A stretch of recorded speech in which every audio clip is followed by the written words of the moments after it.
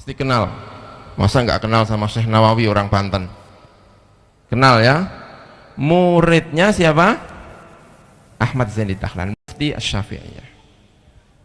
Jadi setelah Ahmad Zaini Dahlan, di atasnya ada Murtado Az-Zabidi. Murtado Az-Zabidi juga punya murid orang Indonesia namanya Abdul Manan. Jadi mulai tradisi pesantren di Indonesia, ilmunya mulai dari sini. Yang di Mesir melalui Murtado Az-Zabidi, yang di Arab melalui Ahmad Zaini Dahlan. Salah satu muridnya lagi adalah Syekh Khotib Minangkabau, orang Minangkabau, namanya Syekh Khotib Minangkabau. Orang Minangkabau pergi ke Saudi bisa menjadi imam Masjidil Haram. Itu orang Indonesia loh, itu bukan orang mana-mana itu ya. Hari ini saja kita tidak tahu apa ada kira-kira imam Masjidil Haram dari orang Indonesia. Itu kalau Mekah itu dikuasai oleh Ahlussunnah wal Jamaah kembali, insya Allah hidung-hidung kayak gini itu suatu saat jadi imam ini. Dulu Syekh Khotib Minangkabau itu menjadi imam Masjidil Haram karena penguasanya adalah syarif, keturunannya Nabi Muhammad Shallallahu Alaihi Wasallam. Syekh Khotib Minangkabau, Syekh Nawawi, Syekh siapa? Khotib Minangkabau. Ini luar biasa ini prestasi kita ini. Syekh Nawawi Banten, karya-karyanya orang Banten, bukan orang mana-mana, orang mana? Banten. Itu dicetak di Mesir. Dan kalau dicetak di Mesir itu ada timnya. Ini layak dicetak apa enggak? Enggak seperti sekarang, asal ngarang punya duit, enggak ada yang cetak sendiri. Kalau dulu itu diseleksi dulu, ini layak enggak ini kira-kira dicetak itu. Syekh Nawawi punya karangan tafsir namanya Marah Labid. Itu dikirim ke Mesir, diuji, bukan hanya layak, tapi sangat-sangat layak untuk dicetak di Mesir. Saking sangat layaknya, Syekh Nawawi itu dipanggil ke Mesir, panggil orangnya ini, luar biasa ini karangannya ini. Syekh Nawawi Al-Bantani dicatat ya, ini orang mana? Banten, orang Banten ini. Sampai di mana? Di Mesir, beliau itu membawa pembantu. Kalau milih pembantu juga yang bukan yang seperti kita, bukan orang Arab yang disuruh jadi pembantu. Yang diajak untuk pergi ke Mesir itu orang Arab. Begitu sampai di Mesir dikira yang Syekh Nawawi itu orang Arabnya itu. Karena yang pantas itu kayaknya yang Arab ini, masa orang hidung-hidung kayak gini kok nulis apa itu ya? Itu. Maka kemudian orang dua ini disidang. Kalau bahasa sekarang munakosah gitu ya, munakosah. Setelah munakosah, karena yang dikira tadi yang Syekh Nawawi siapa? Orang Arab itu tadi. Maka ketika disidang, tanya ini intanya, orang Arabnya cuma bilang begini, yang jawab murid saya saja katanya. Yang jawab murid saya, ya ini muridnya itu. Dijawab oleh Syekh Nawawi dengan sangat fasih, baik. Baru Syekhnya begini, baru murid saya saja udah kayak gini, apalagi kalau saya yang jawab. Itu kenapa yang diajak orang Arab, bukan orang Indonesia. Maka kemudian karya itu menjadi salah satu rujukan penting di Al-Azhar. Karya siapa? Orang Banten. Kita harus ingat itu, kita harus bangga bahwa kita pernah punya yang seperti itu. Dari Syekh Khotib Minangkabau, kemudian ada siapa? Nawawi Al-Bantani punya murid Syekh Mahfud At-Turmusi.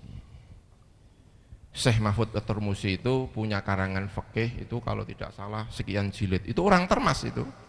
Orang mana? Termas. punya karya. Sekarang diterbitkan di Saudi. Itu kalau tidak salah 12 jilid atau 10 jilid kitab fikih.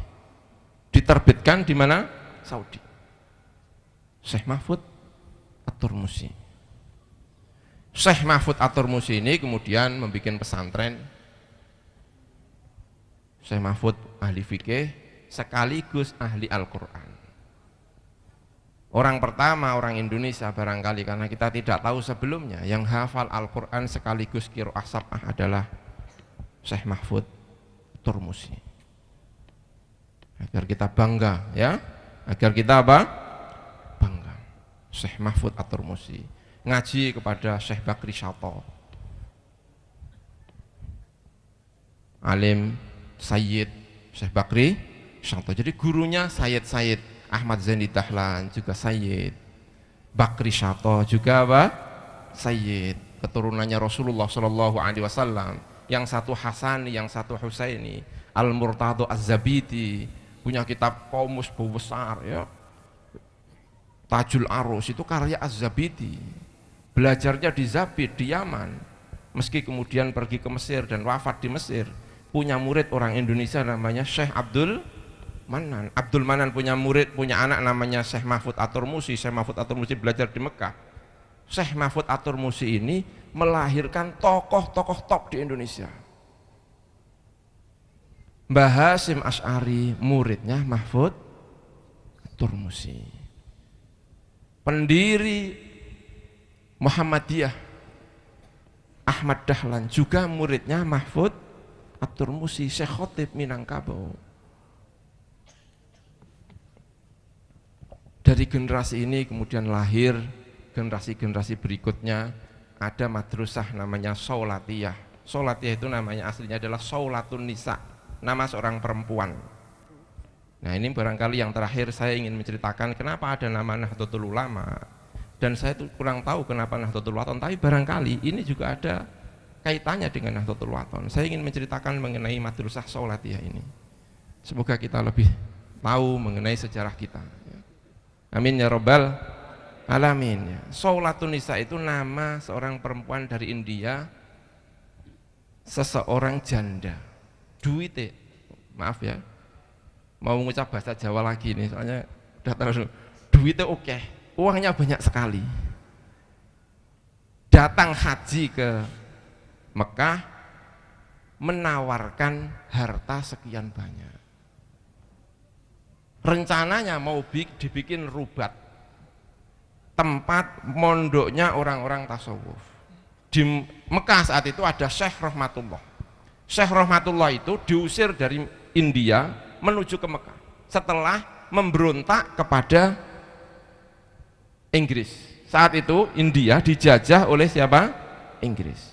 Salah satu tokoh pemberontak itu namanya Syekh Rahmatullah, orang alim. Ketangkep, keluar, lari ke Mekah, mendirikan madrasah. Kurang dana, biasa kan, pondok kan kadang-kadang kurang dana kan, isinya proposal ya.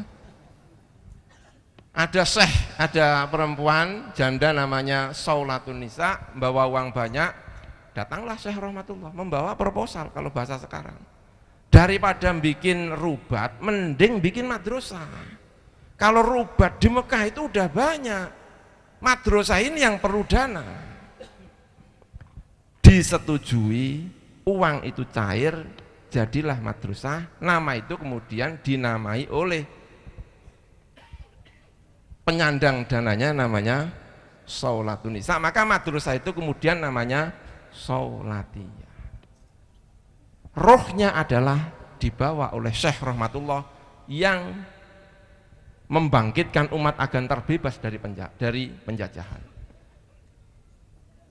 Maka tidak heran kalau orang-orang yang lahir dari Saulatiyah itu pulang ke tanah Jawa, pulang tanah ke Indonesia, pulang ke NTB membawa semangat pembebasan terhadap penjajahan. Karena pendirinya sendiri itu terusir karena memberontak penjajahan.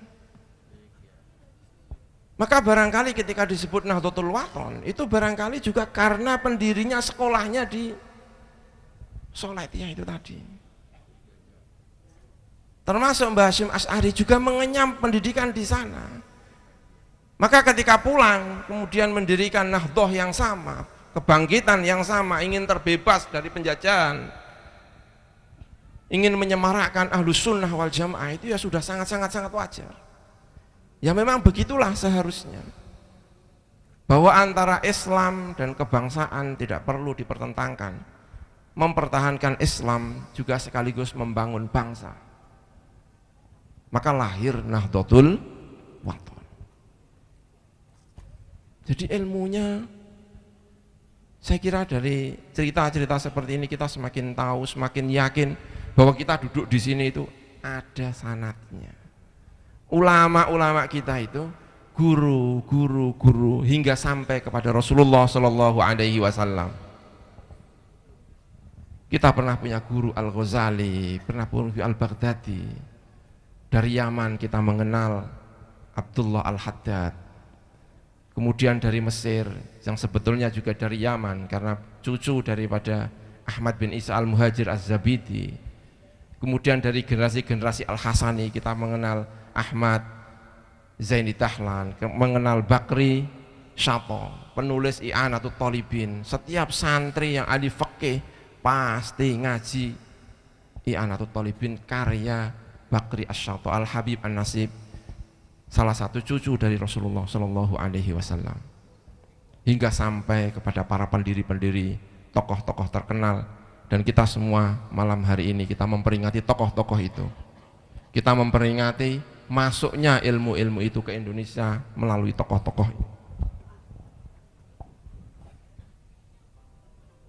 Barangkali itu yang bisa saya sampaikan. Saya ingin menceritakan ini, kita semakin bangga.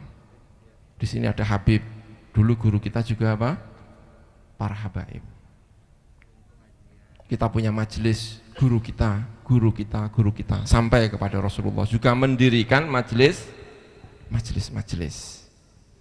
Semuanya barangkali tadi ya, membaca semuanya dimulai dari